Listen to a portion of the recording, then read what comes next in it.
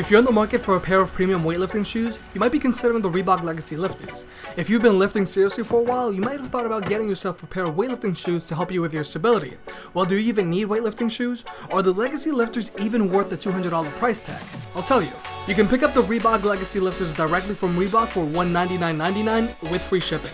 You can get them either in black and gold or black and white. Link to pick these up are in the description below. Okay, a little about myself first. I've been squatting with my Adidas Addy Power for the past 3 or 4 years. I personally like doing a high bar, beltless ass to grass squat with knee sleeves, and when it comes to deadlifts, I prefer to do them barefoot or in chucks.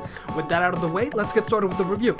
First off, I want to point out how incredibly heavy these guys are. The Reebok Legacy Lifters tip the scales at 1 pound 6 ounces each, while the Adidas Addy Power weigh just 1 pound each.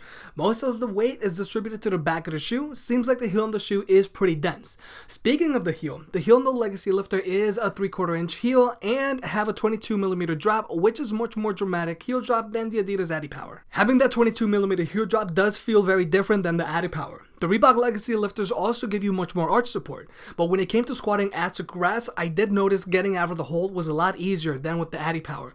The Legacy Lifters also have a footprint with a slightly larger surface area than the Addy Power.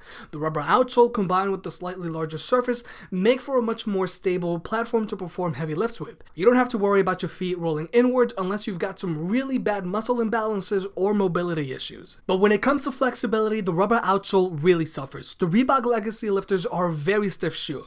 Trying to flex them is a workout in itself. We'll just have to see how their flexibility changes as they get broken in.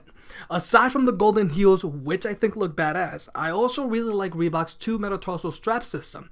It really allows you to customize the fit of these shoes. The Legacy Lifters are pretty wide compared to the Addy Power, but thanks to their lower strap, you can adjust that.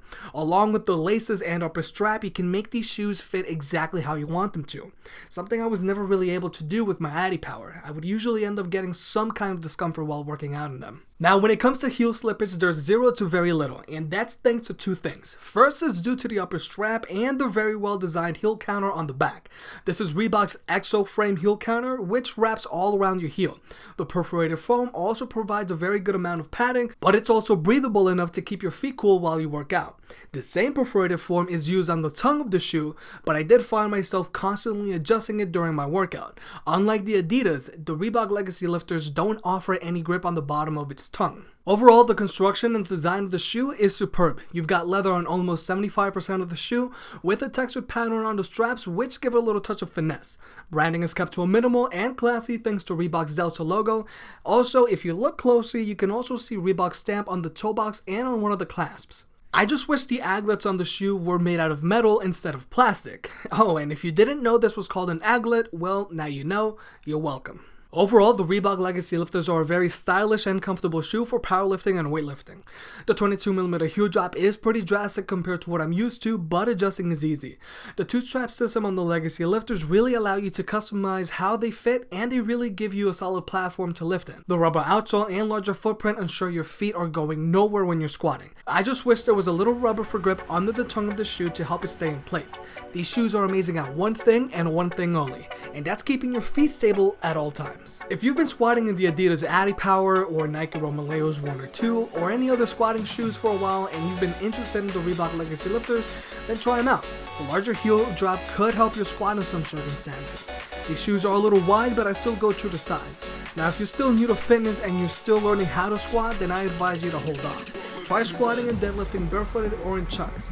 Chucks are a cheaper alternative and still provide a stable platform for working out in. You should first work on your form and make sure you enjoy squatting and deadlifting on a regular basis before investing all that money into a pair of shoes. But if you've been working out for a while and you've been eyeing the Reebok Legacy Lifters, then pick them up. Their leather and solid construction are well worth their $200 price tag. I was pleasantly surprised when I was working out in them, and I feel that you would be too. Hey, if you made it this far, I hope you enjoyed the video. If you could, please high-five the like button, it helps the channel grow. If you like videos like this, subscribe.